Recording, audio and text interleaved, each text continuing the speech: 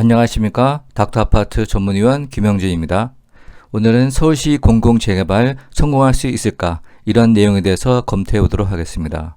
공공재개발은 정부가 2022년까지 서울 도심 내 7만 호를 추가 공급하는 것을 골자로 하는 556 부동산 대책의 핵심입니다.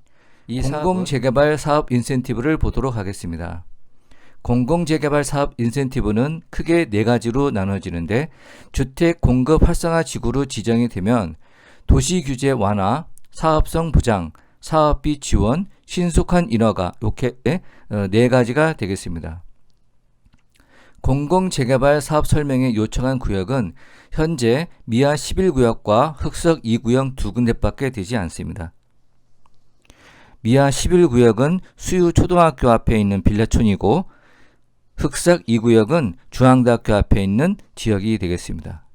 재개발 조합 반응은 아직은 좋지 않은 상황입니다. 서울시에 따르면 서울 내 정비구역은 총 531곳으로 추산이 되고 재개발 사업장은 357곳입니다. 이 중 일부 재개발 구역은 사업성 부족, 주민 갈등 등으로 장기 침체 중에 있습니다. 정부 자료에 따르면 지금까지 102곳의 재개발 구역이 구역 지정 이후 10년간 조합 설립을 하지 못한 상태입니다. 정부가 제시한 공공재개발 대상은 3가지로 나눌 수가 있습니다. 첫째, 주거 환경 개선 사업, 두 번째, 재개발 사업, 세 번째, 안전 우려 건축물 재건축. 그 중에서 주거 환경 개선 사업이란 거는 70여 곳이 되는데, 도시지역의 저소득층 주민이 집단 거주하는 지역으로 정비 기반시설이 극히 열악하고 노후 불량 건축물이 과하게 밀집된 지역의 주거 환경을 개선하는 사업입니다. 여기서 구분해야 될 것이, 뒤쪽에 있는 노후 불량 건축물이 과하게 밀집한 지역의 주거 환경을 개선한다.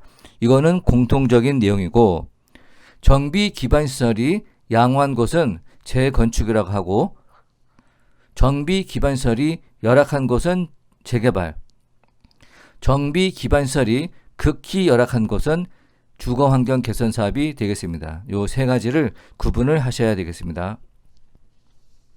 안전우려 건축물 재건축이란 시설물 안전법에 나와 있는데, 안전우려 건축물 재건축은 안전사고 우려가 건축물의 80%만 동의해도 건축 허가가 가능한 것입니다. 안전사고 우려의 경우는 설비, 지붕, 벽 등 기능 유지가 곤란하다고 우려될 때와 건축물이 낡아서 내구성에 영향을 주는 기능, 구조적 결함이 있을 때 지정이 되겠습니다. 공공재개발 장점에 대해서 보도록 하겠습니다. 크게 4가지가 되겠습니다. 도시규제 완화, 사업성 보장, 사업비 지원, 신속한 인허가. 공공재개발을 위해 주택공급 활성화 지구로 지정이 되면 도시규제 완화를 해주는데, 용도지역 1단계 종상향이 되겠습니다. 이것은 2종 주거지역은 3종 주거지역으로, 주거지역은 준주거지역으로 바뀌는 내용입니다. 또한 용적률을 120%까지 상향을 하겠다, 그런 내용입니다.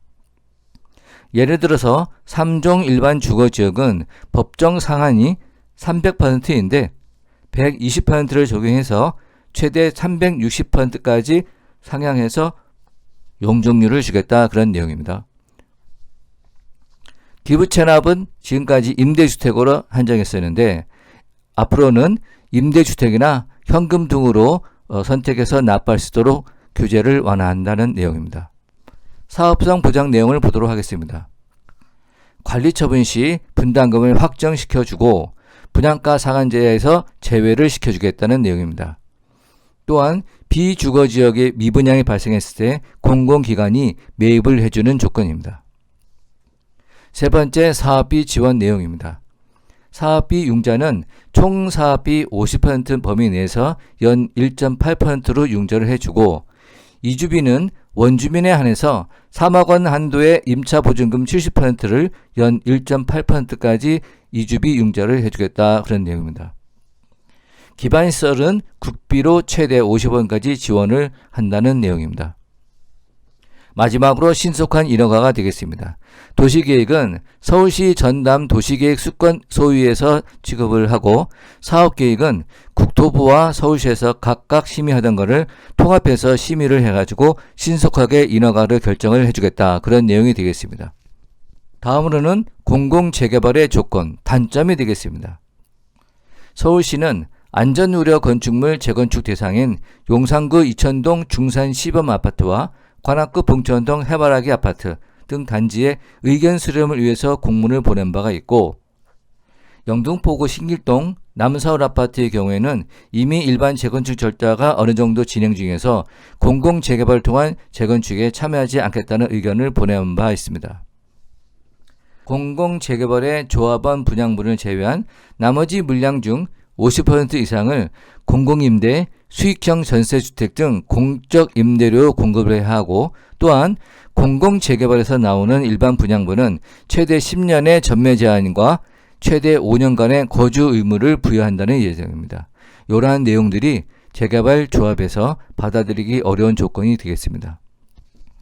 분양가 상한제 적용을 배제한다고 하지만 이미 SH와 LH가 공동시행사로 참여를 하고, 허그의 분양권 규제가 유효한 상황에서는 분양가 상한제가 공영불이 될 수가 있습니다.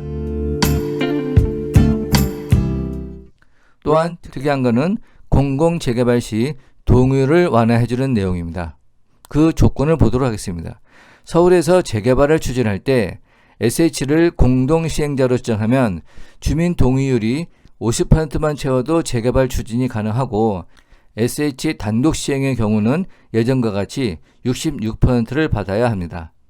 서울시 조례에 따르면 주민 동의율은 60%와 토지 면적 기준 2분의 1 이상의 동의를 받아야 사업 시행이 가능하지만, 서울시 2025 기본 계획에 따르면 주민 동의율이 3분의 2로 명시되어 있어 일선구청에서는 66% 룰을 적용하고 있습니다. 서울시는 신규로 재개발을 하려는 지역뿐만 아니라 기존 재개발 사업지도 공공재개발로 전환할 경우 주민 동의율 50%를 적용한다는 방침입니다. 2020년 8월 4일 정부가 정비 예정 및 해제 구역에 대한 공공재개발을 허용하기로 하면서 향후 강북지역에 재개발 광풍이 불 전망입니다. 이것은 뉴타운 등 정비구역으로 지정됐다가 사업지연 등으로 해제가 된 곳이 176곳인데 이 중에서 145곳이 노원구, 도봉구, 강북구 등 강북에 몰려있기 때문입니다. 주거 환경 정비가 필요하지만 정비구역으로 지정되지 않는 정비 예정구역에 대해서도 재개발 규제를 없앤 것입니다. 이렇게 함으로 해서 원래 계획이 2만 가구였는데 해제 구역도 공공 재개발이 가능하도록 함으로써 약 2만 가구가 더 추가가 돼서 4만 가구를 공급할 수 있다는 것이 정부 측의 주장입니다. 비록 공공이 개입한다는 단서가 붙긴 했지만 주민 동의율 50% 적용은 매우 파격적인 조건이라고 하겠습니다. 예를 들어 영화 기생충 촬영지로 유명한 마포구 아현 1구역은 2017년부터 개발을 추진했는데 최근에야 주민 동의율 67.4%를 겨우 맞춰서 조건을 채웠습니다. 재개발 특성상 도로변에 있는 수익이 잘 나가는 상가들이나 영세 세입자들의 반대가 극심해서 현행 주민 동의율 요건을 채우는 데는 매우 어려움이 크다 하겠습니다. 하지만 앞으로는 단독주택, 연립주택, 다세대주택, 밀집지역이 향후 주거환경 개선 및 수익을 노리고 공공재개발에 참여할 전망이 높습니다. 특히 뉴타운 해제 지역은 동의율이 75%가 필요했는데 50%를 적용할 것인지 관심을 모아주고 있습니다. 그러나 어차피 종합 설립을 위해서 동의율 75%를 요건을 맞춰야 하기 때문에 한계가 있다 하겠습니다. 수익성을 보도록 하겠습니다. 공공재개발을 할 경우 주택공급 활성화지구로 지정이 되면 용적률을 현행 법정 최대 상한치의 120%를 적용한다는 방침입니다. 3종 일반 주거지역의 용적률은 300%인데 여기에 120%를 적용하면 용적률이 360%가 되고 준주거지역은 법정 상한이 500%인데 여기에 120%를 적용하게 되면은 600%까지 용적률을 받을 수가 있습니다. 또한 시는 신규로 공공재개발을 신청한 구역에 패스트트랙 제도를 도입해서 주택 공급화 활성지구로 지정하는 시간을 2년으로 단축시킬 예정입니다. 보통 신규로 정비구역 지정이 되면 약 4년 6개월은 걸리는 시간이 되는데 엄청 시간을 단축시킨 효과가 있겠습니다.